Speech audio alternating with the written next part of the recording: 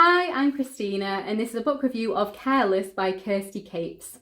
It was published in 2021 and it was longlisted for the Women's Prize for Fiction in 2022, which is where I first heard about it. And this is her debut novel. So this story is about a young girl called Bess. Bess is 15 years old and she's just found out that she's pregnant. She's in foster care and she has been since she was 4 years old. Her foster mother Lisa works in an optician's and her foster father Roy is ex-military. They also have a daughter who is 10 years old called Clarissa. Now Bess doesn't feel like she can tell her foster family about her pregnancy, nor does she feel she can tell her social worker, and she definitely isn't going to tell the father of the child, who is called Boy. So the only person she can tell is her best friend Eshel. Now this story really focuses on the friendship between these two girls, and I have to say that's my favourite part of this book. I think the way in which we explore this friendship, the dynamics of the friendship and the way it grows over time during the book is really, really good, and like I said, definitely my favourite part of the book. And another massive part of the book is looking at the foster care system in the UK. And I think this is done really well and very delicately and very sensitively. So the author herself is a care leaver and has experience of the care system, and I have to say that's a topic that I haven't seen addressed much in literature, at least in the books that I've read, and I think it's a very insightful look at the way in which the character Bess views the care system and the way in which she doesn't feel truly loved in her foster family. She feels as though the love she receives from them is conditional rather than unconditional, and this all stems back to the time when she saw her foster mother Lisa handing over the receipts for her to the social worker so obviously they could get the money reimbursed, and that made her feel like the love they have for her is transactional and very different from the love that they have for their other daughter Clarissa.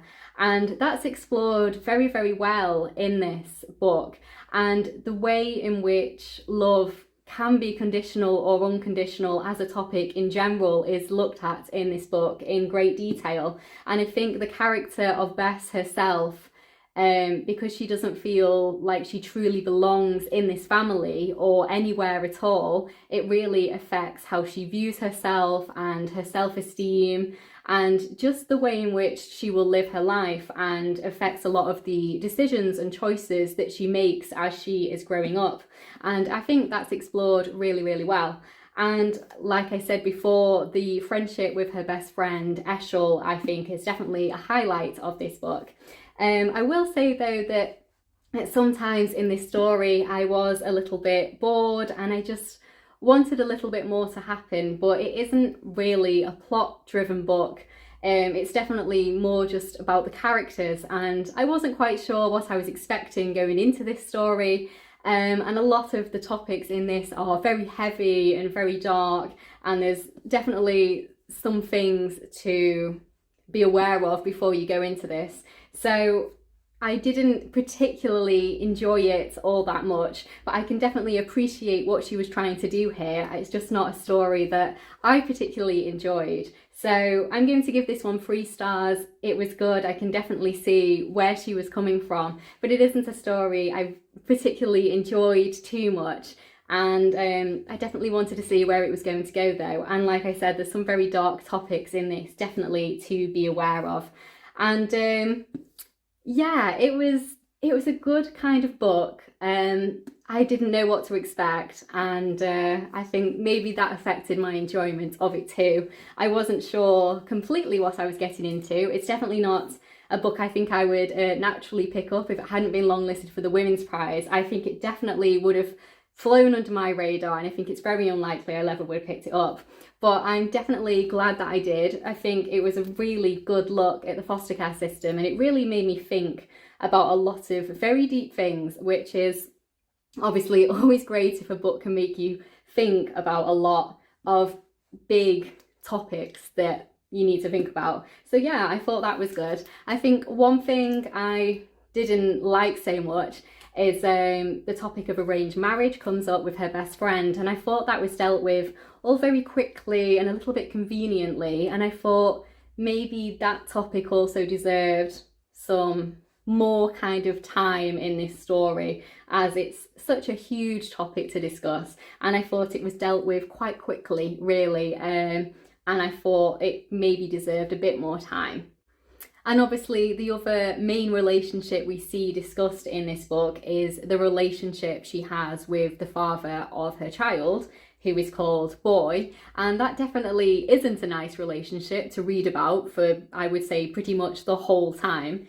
They meet in very odd circumstances. So when they first meet, he crashes into a church in a stolen car and comes out of the wreckage of the car, comes over to Bess and steals her bike. And that's the first time they ever meet, and that's like the start of their awareness of one another.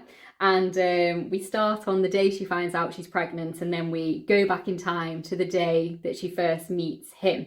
And yeah, it's not a nice relationship to read about. There's definitely a lot of issues there. It's not good at all. So it definitely wasn't enjoyable. And I think part of the point is obviously you aren't meant to like that character, but it wasn't very enjoyable to read about.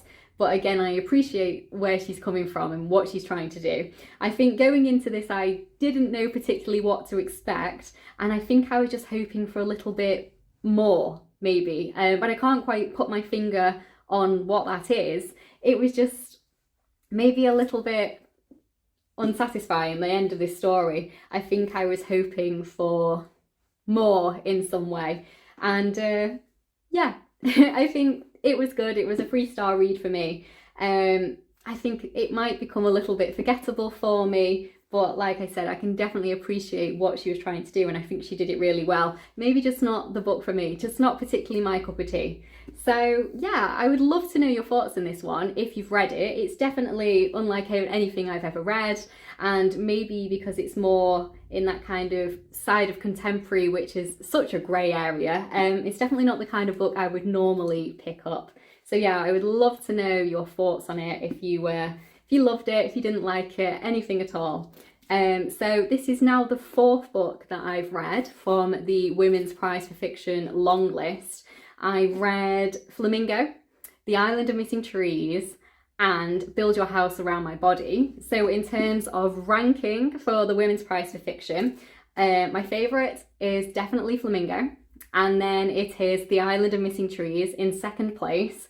Both 5-star reads for me. I thought they were both absolutely wonderful. And then I will have this book in 3rd place with a 3-star read. And then in last place at the moment is going to be Build Your House Around Your Body. I didn't really like that one. Just a 2-star read, not my cup of tea at all.